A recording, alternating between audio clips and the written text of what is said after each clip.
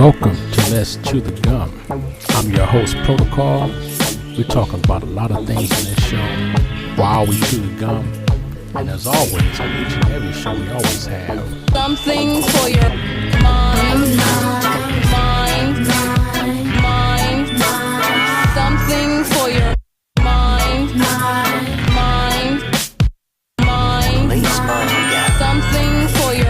mind, 정신을 집어넣으세요. 어떤 것 필요합니까? something for your 정신을 집어넣으세요. mind, 정신을 집어넣으세요. something for your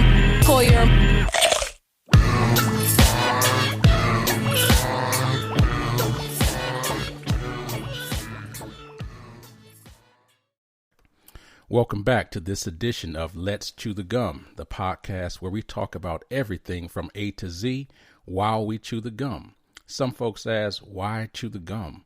Because I think it's okay to chew gum when you talk. Some people think that's a bad thing, but here, hey, we like that. It gives us a little bit of rhythm and focus and concentration. And with the little added fresh breath, hey, it can't help. So I'm glad that you came back. Today, I have a very special guest, Mr. William E. Smith. William Smith was born and raised in Detroit. After his kids were grown, he decided to pursue his dreams late in life. He moved to Chicago, where he landed a role as a season 5 cast member on the hit TV show Empire, as well as Terrance Howard's full-time stand-in and photo double. He is now the host of his own YouTube channel entitled Us Crazy Christians, where you can check out his delivery to his very expanded audience. He's a motivational speaker, a writer, as well as a model. So make sure you check him out. Right now, I want to bring him into the studio. So let's welcome Mr. William E. Smith. Welcome, brother. Hey, thank you, sir. Thanks for having me. No, man, it's definitely my pleasure and something that I'm excited to, a show that I'm excited to do.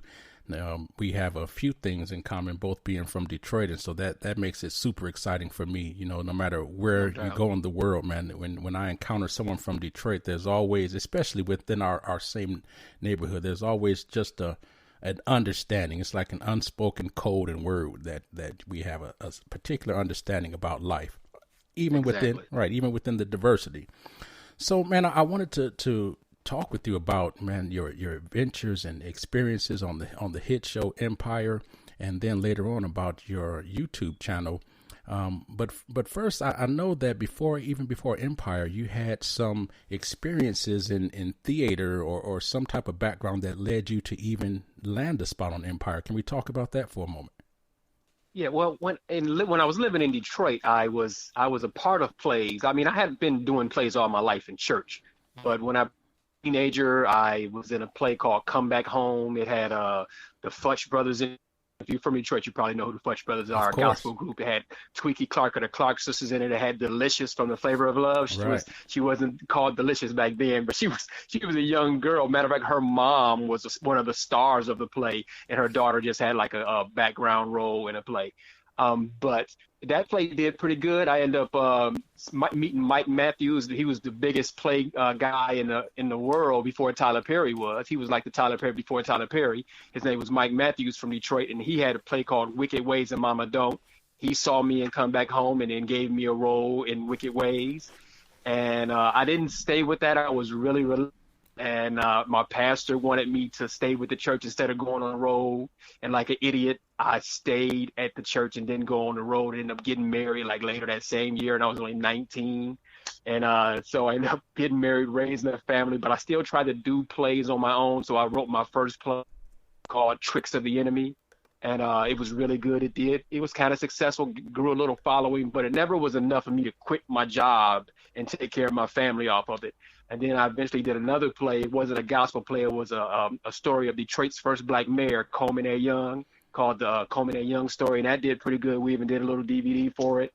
But again, it was still nothing to take me off of my job. And so I had to work and take care of those kids. So that was my focus. And then when they were all grown, it was like, okay, now what do you want to do? And I was divorced. My kids were grown. So I said, well, what do I want to do?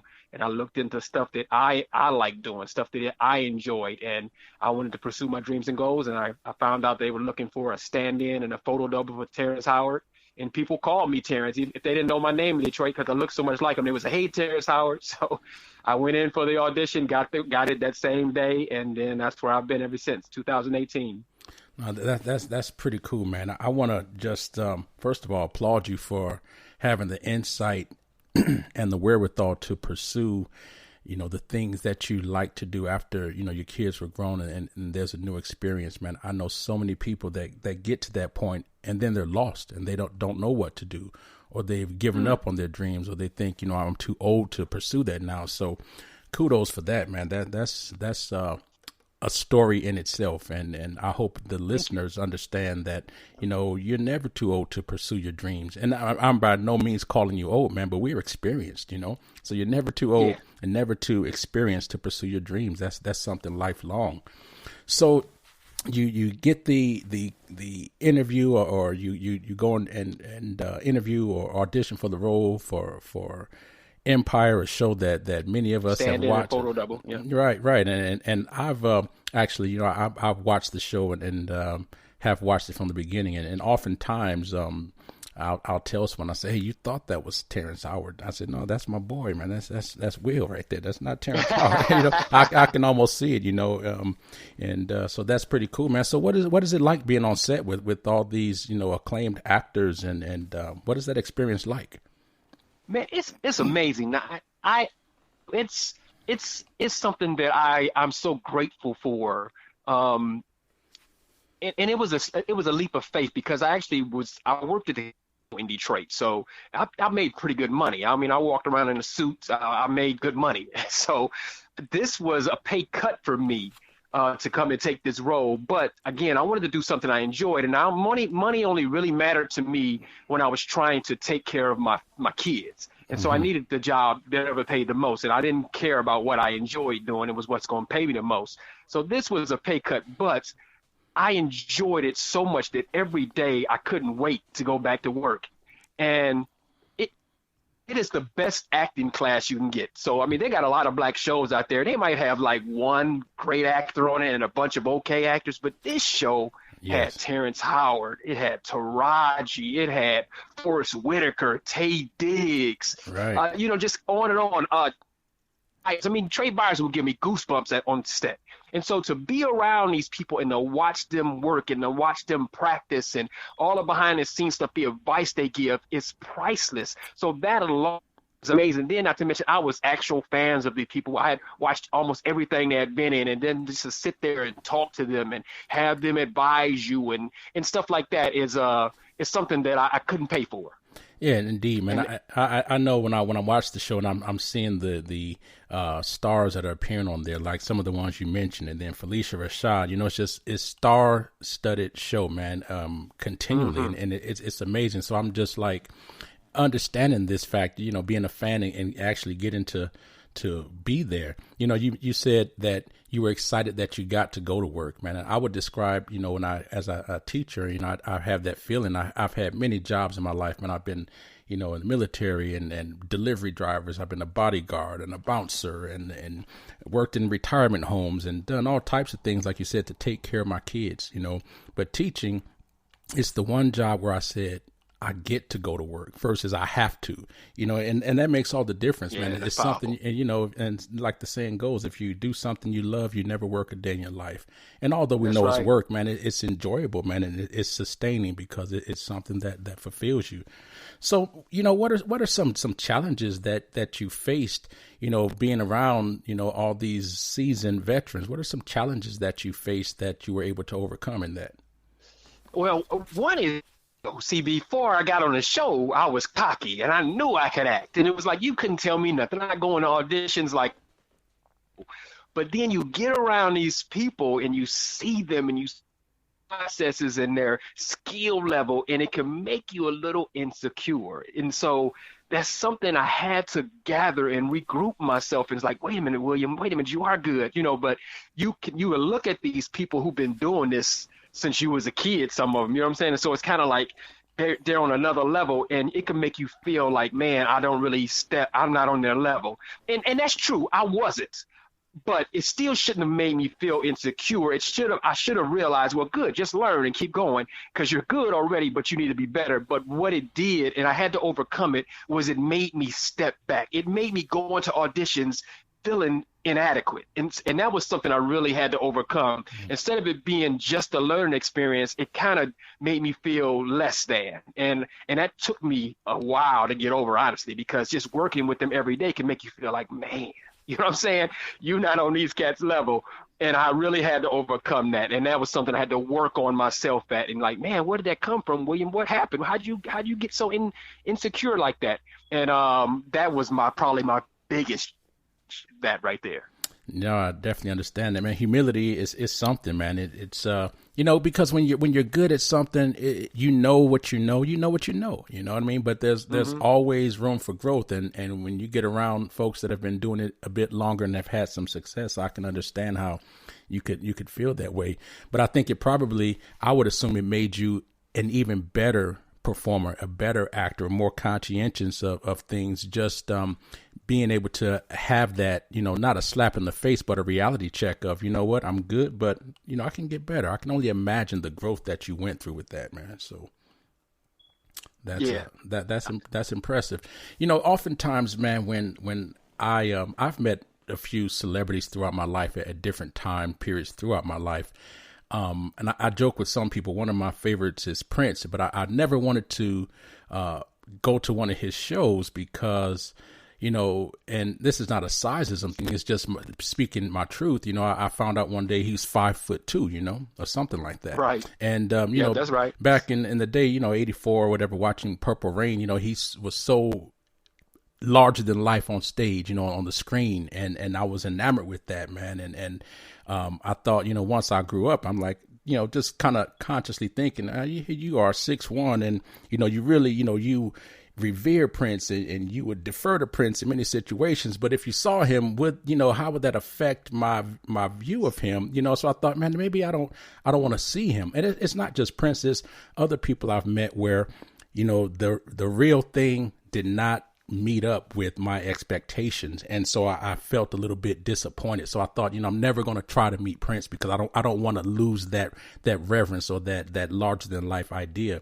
Were there any actors or actresses that you encountered where the real person that you met did not necessarily meet up to your expectation, or did you meet up and it was more than you expected? Yes, I mean, absolutely, both, and as to not offend anybody, I'm not going to say who, but most definitely there were some celebrities I met who were like assholes. You know what I'm saying? They were just like, man, I just, and I made it my goal and my job to, because I'm like, I got to work with this person. And so we're going to work this out. You know what I'm saying? And I was older, whereas some of the other stand-ins or photo doubles might have had more. I was like, no, I'm not going to let this happen. We're going to work this out. And so at the end, when we all get along great and they love me, I love them. But it was like, wow, this person is a problem. You know what I'm saying? Their celebrity is really going to their head. And I've had some that were just amazing. They were like, I thought they were going to be like Taraji. She is like you would think she would be. She was awesome, down to earth, friendly, sweet, funny, everything. And Jussie Smollett, I know he got a bad rep right now, but he was amazing to work with.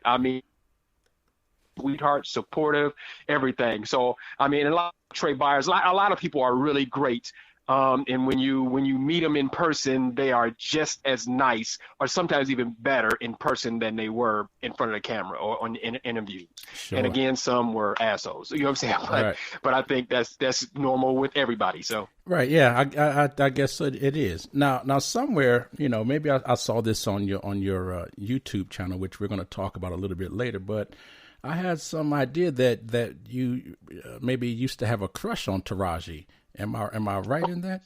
Oh no, you absolutely right. There's no used to. I still do. let me tell you. So now, when I was married, my wife and I had a deal. Her favorite crush in the earth was Leonardo. Deal that if she ever met her crush and had an opportunity with her crush, I'd give her a pass. And if I ever met my crush and had an opportunity to give me a pass, and my crush was Taraji. So I loved her. Whenever she would come on TV, people call, hey, Will, your girl's on the phone. I mean, on the TV. So, I mean, it was a big, I know, matter of fact, I know they probably crushed her a little bit when we got divorced. And then all of a sudden I'm working with the Taraji every day. I mean, right.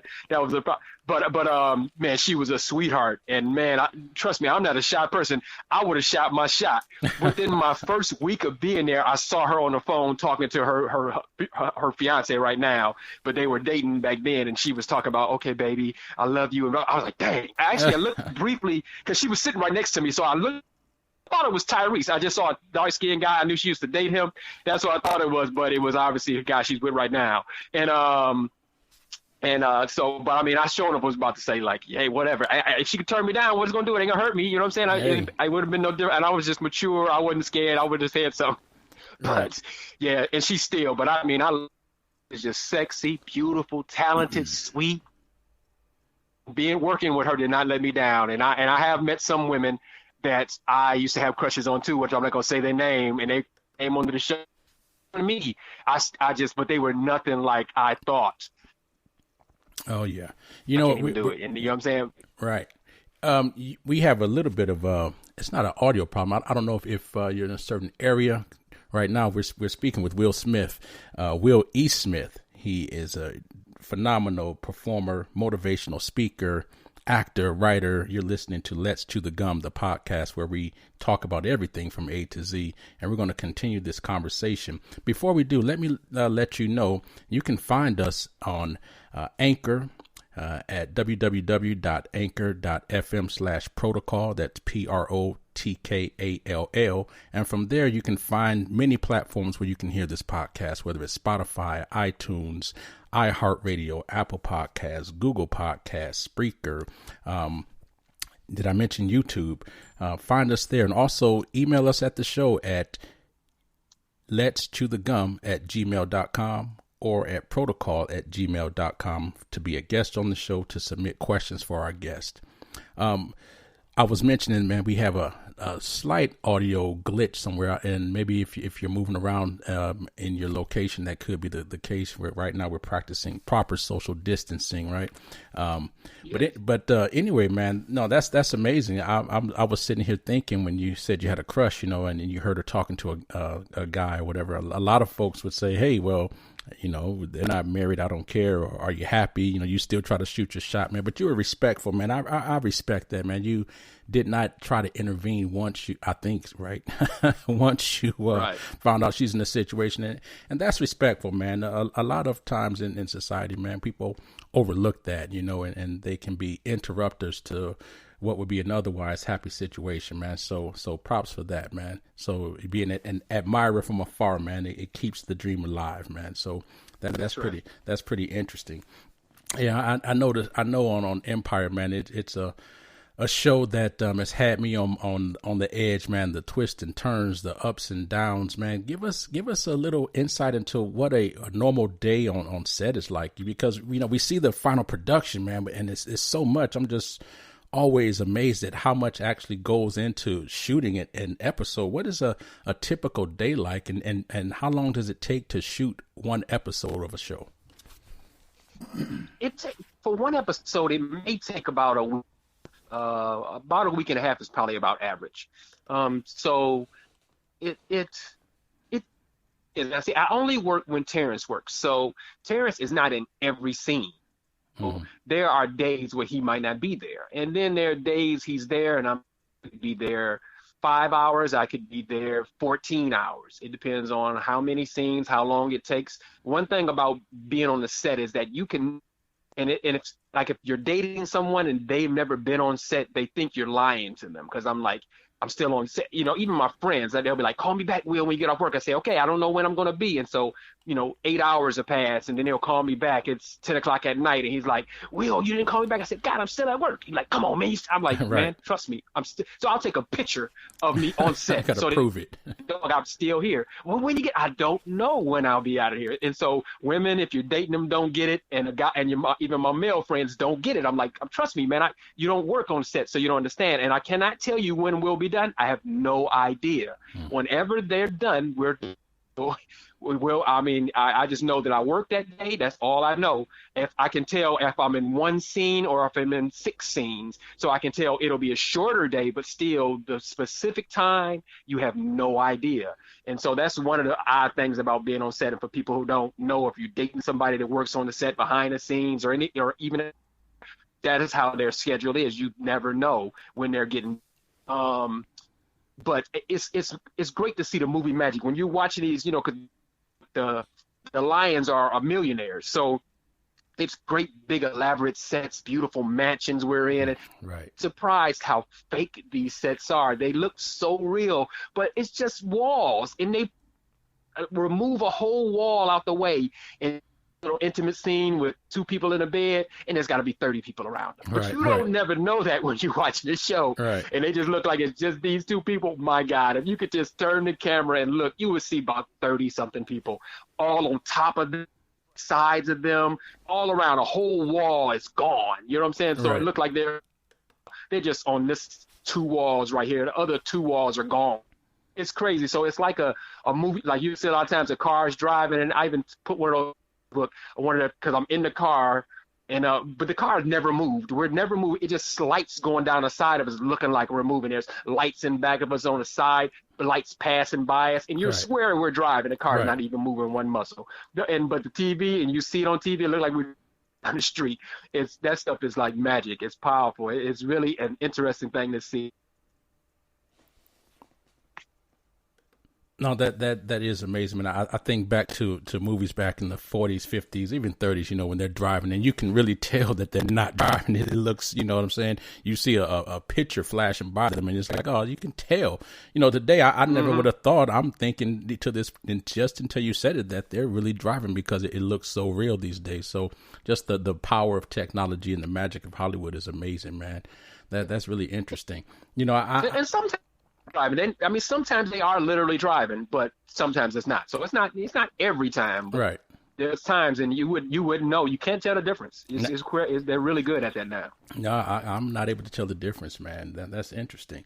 So with all this, man, how has your life changed? How do you see your life as changing since your experience on Empire? What's changed? You know what? Now, what's changed is, well, my popularity has changed. I mean, I've gotten more pop. I enjoy every day more than I ever have in my entire life.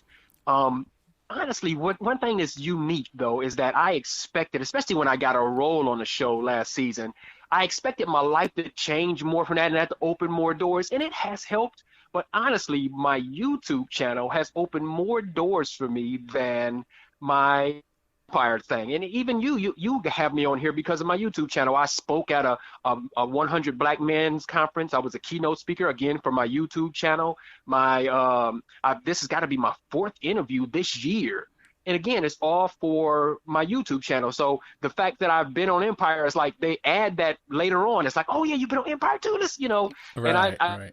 I didn't expect that. I thought Empire would be the main catalyst for influence or change in my life, and it is a blessing, and it has opened some doors for me. But oddly, the majority of my doors at this point so far have been because of my YouTube channel. So, you know, God works in mysterious ways. So I'm not complaining about it. As long as the doors open, I'm walking through them. All right. And we're going to talk about that YouTube channel after a quick break for our sponsors. Again, you're listening to Let's Chew the Gum, the podcast where we talk about everything from A to Z while we chew the gum. Our guest is none other than Will Smith, and we'll be right back. Something for your mind. Baseball guy. Something for your mind. If you haven't heard about Anchor, it's the easiest way to make a podcast. Let me explain. It's free. There's creation tools that allow you to record and edit your podcast right from your phone or computer. Anchor will distribute your podcast for you so it could be heard on Spotify, Apple Podcast, and many more. You can make money from your podcast also with no minimum listenership. It's everything you need to make a podcast in one place. So what are you waiting for? Download the free Anchor app or go to anchor.fm to get started. Thank you for listening to our sponsors. We're back with our guest today, Mr. William E. Smith, actor, motivational speaker, author, and all-around great guy. We've been talking about his experience as an actor and stand-in on the hit show Empire.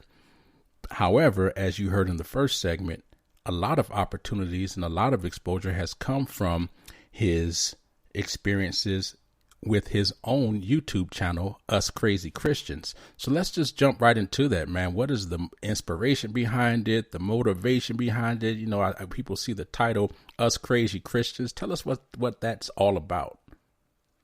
Well, I've had this idea for a long time, for many years. I've been in church all my life. I'm a church boy. I thought I was going to be a pastor, actually.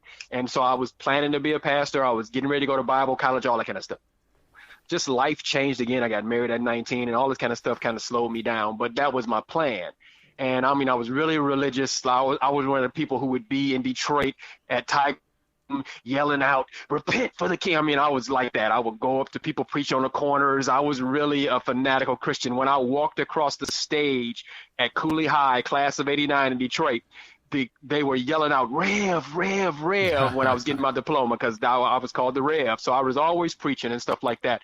And so I had but some things, as I grew in God, I realized a lot of things that I believed about the Bible, a lot of things I believed about God were wrong. And I had taught them to my kids. I preached them myself for many, many years, and they were wrong. And so I kept having an idea about doing this channel, but I kept procrastinating. I was like, man, I don't know if I feel like wrestling with these church folk. And I kept putting it off. But after I got on Empire and I was doing this, I realized I never wanted to go back to working a regular job. And I was like, Empire is not going to last forever. So let me take every opportunity to do everything I can. And so during the off season, when Empire wasn't shooting, when we would be on hiatus, I just started my YouTube channel. I actually started like 3 different YouTube channels doing different things. But Us Crazy Christians was the only one that nobody wanted to help me with because my stuff was kind of controversial. So the other 2 channels, I had people to help me, but it just it was never consistent. It was never any diligence with all of us together. So Us Crazy Christians was the only channel I had started on my own. And because it was just me, I kept it going, and it just kept growing, and it's been going on now. And so it'll be a year next month that the channel has been up. And it's just really been opening a lot of doors. And we deal with a lot of controversial stuff like tithing and the truth about tithes. We even deal about homosexuality. We get into anxiety and depression and just a lot of religious beliefs that people believe. And I'm just getting started. There's a lot of notes and ideas I had for Us Crazy Christians that I didn't want to get into right away because I didn't want to be so controversial. I really want to get into the Bible. I want to get into the rapture, the Antichrist, the mark of the beast, just a bunch of domestic violence, a bunch of different, very controversial things that I want to talk about and what the Bible honestly says about these things. Mm-hmm. It's going to cause some controversy, but I'm kind of excited about it and a little scared of it at the same time, but most definitely I'm going to do it.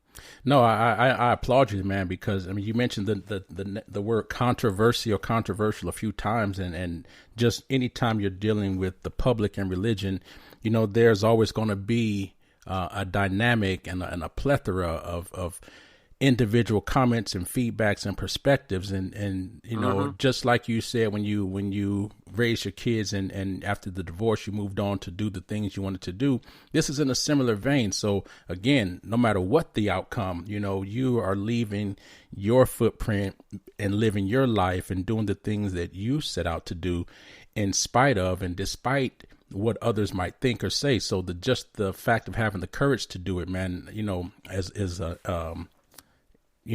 something I applaud you for.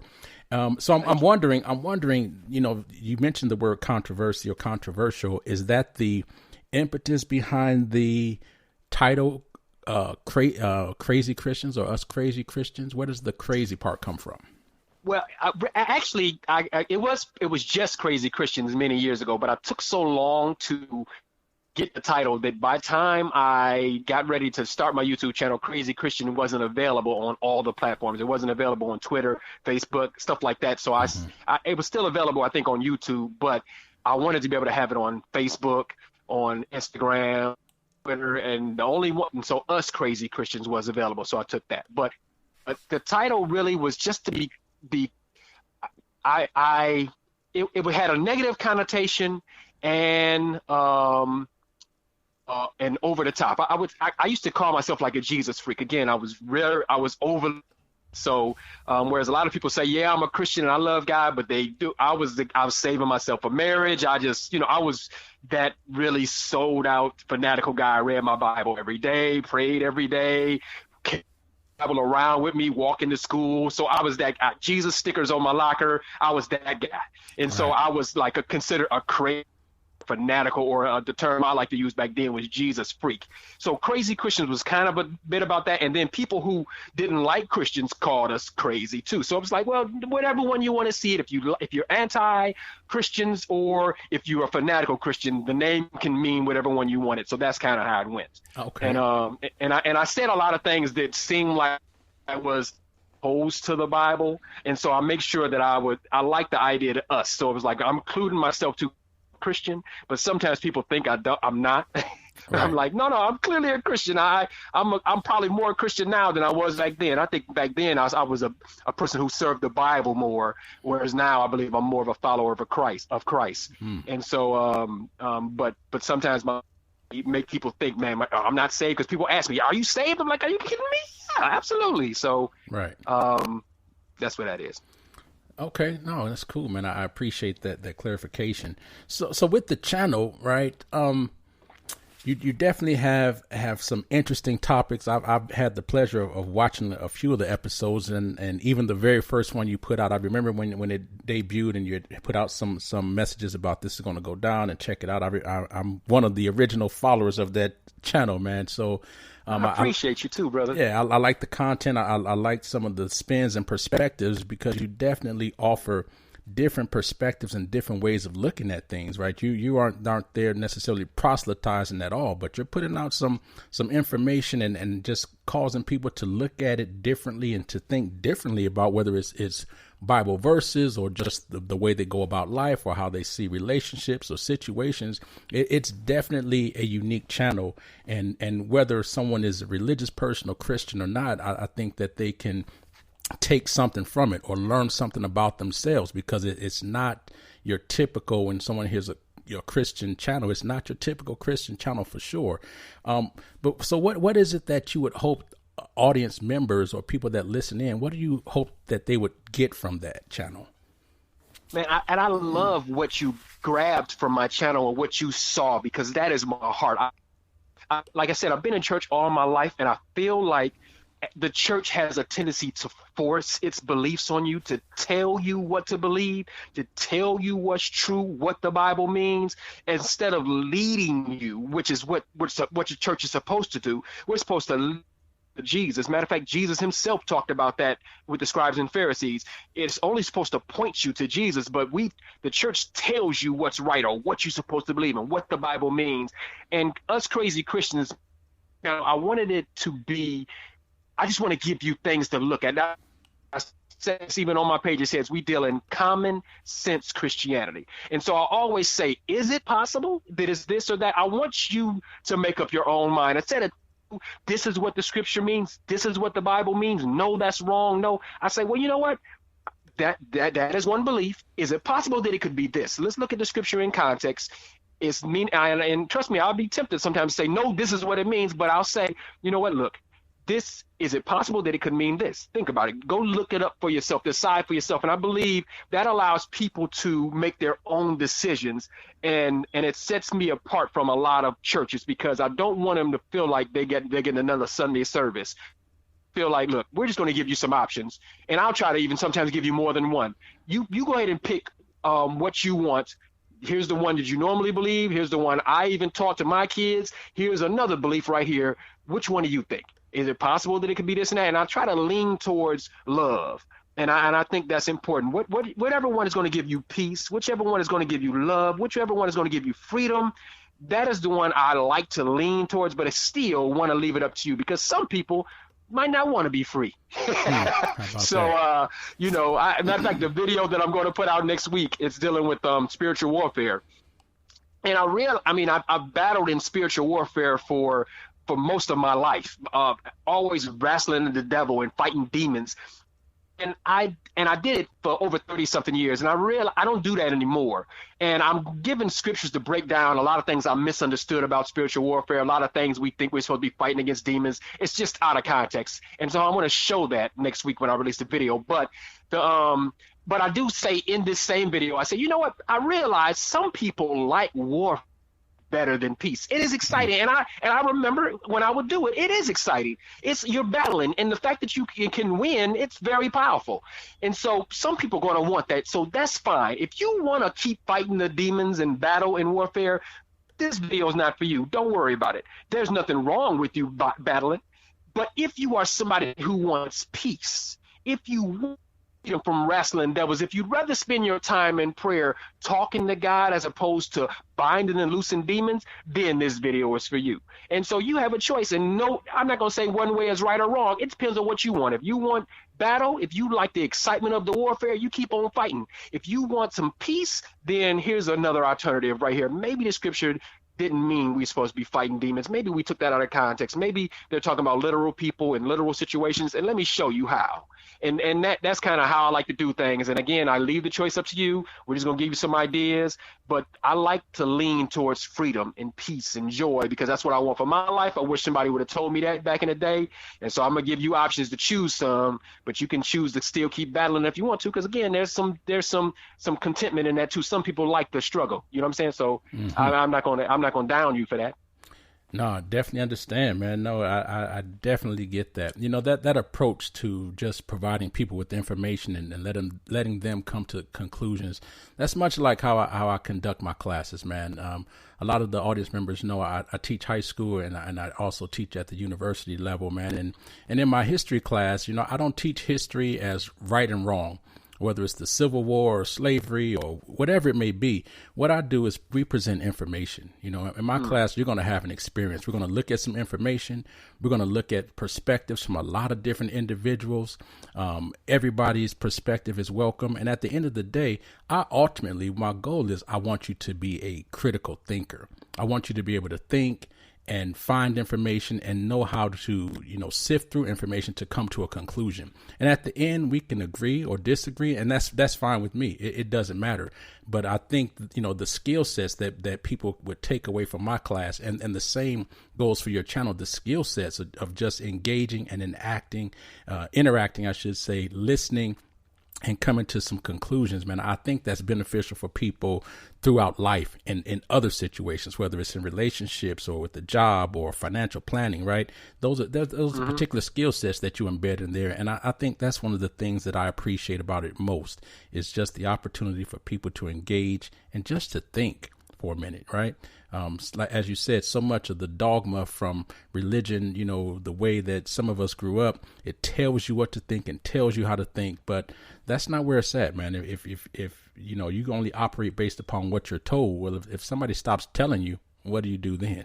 What do you do then? Can you navigate without that? So that's really cool, man. I don't even know what else to say about this channel, man. I found lots of, you know, enjoyment from it, man. Sometimes I sit back and just, I like the content, and I ponder on the ways that other people will digest it. And I would love to have an opportunity to engage at some point, you know, whether you do this type of show or not, where, you know, audience members have an opportunity for live interaction. Or, you know, you mentioned that you spoke at some conferences, and I'm not sure if this has been a part of it, but where audience members get a chance to maybe interact in sort of a round table or a panel discussion about the channel and some of the content, because it'd really be interesting to, you know, hear what other people are thinking and how they're processing it. Absolutely. That is a plan. I even have notes on that. So that is something I'm most definitely going to do. I need to have maybe 220 more subscribers in order to do that live for YouTube. So I'm on my way. When I get there, lives are going to be something I do on a regular basis, and I want to have question and answer and just panel discussion stuff. And I'm excited about that, and people are looking forward to it. I've had several people ask you're asking right now. So I'm like, we're going to do it. I just don't have enough subscribers yet, but we're moving fast. So we're going up. Just, so as long as those numbers keep going, more subscribers, when we hit that 1,000, then most definitely we can do the lives. That sounds great. So all my listeners out there, wherever you may be, man, I know we have listeners in all across the United States, in every region, in Mexico, El Salvador, Japan, and Ireland. Wow. And I'm gonna give a shout out to all those folks that comment. You guys go and subscribe to the channel to be a part of this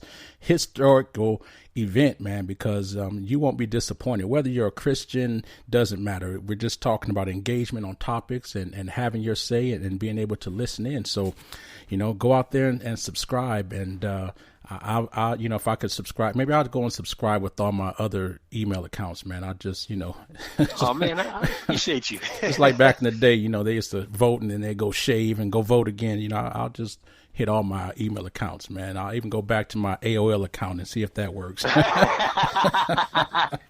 Whatever we got to do, man, because I appreciate the content and definitely I want to appreciate support. you, man. Most definitely. I'll have you on there. That'll be great. I like that.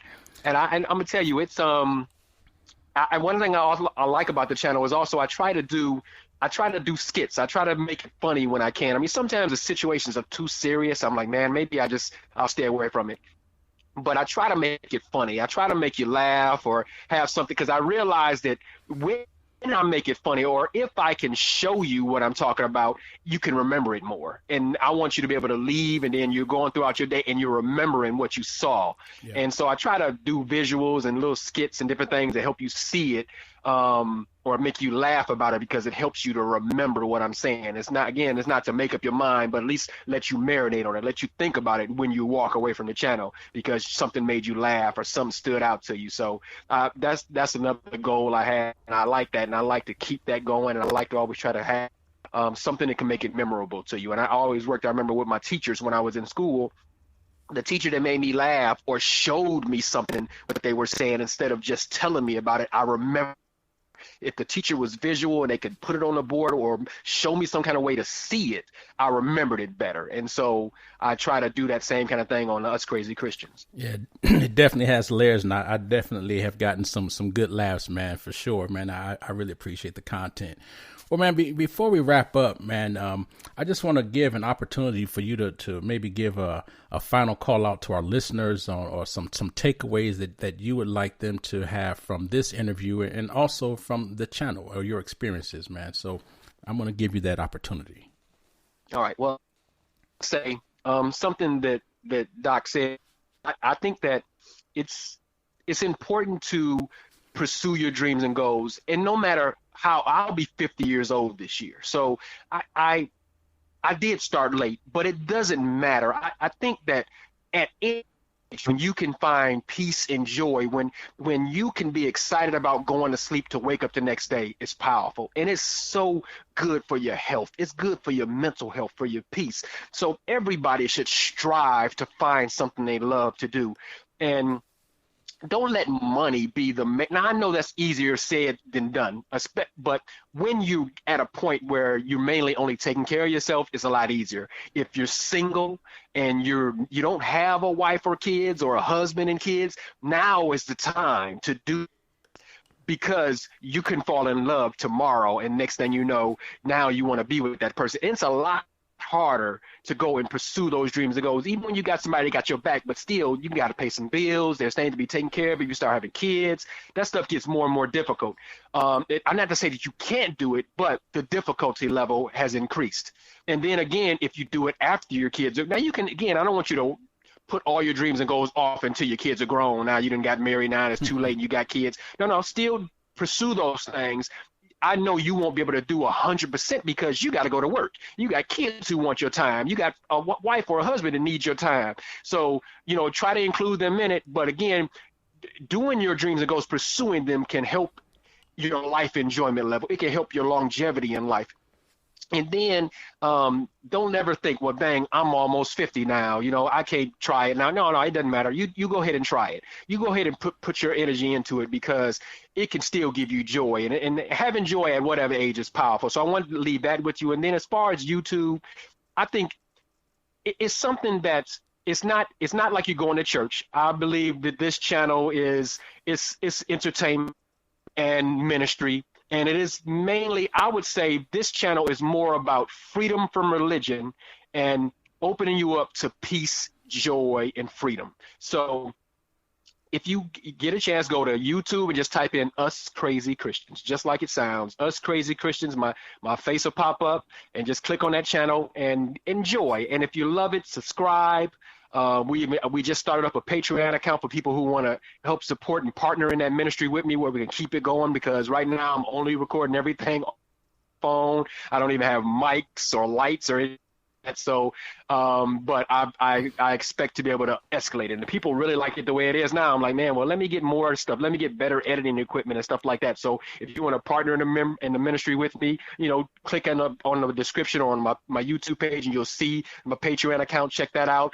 And let's just take this thing up to another level. We're just getting started.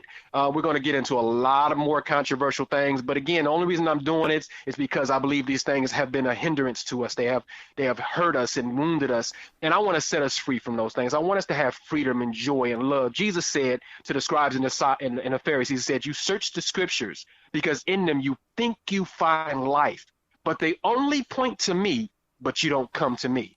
And I believe that a lot of us Christians are still like those scribes and the Pharisees today. We search the Bible because we think our life is in it, but it only points to Jesus, but we don't follow Jesus. And I did this in my personal life for the majority of my Christian life. I believe I was more of a Biblian than I was a Christian. I followed the Bible more than I did Jesus. And I really had a lot of misunderstandings about the Bible also. And I looked at the Bible like it was God.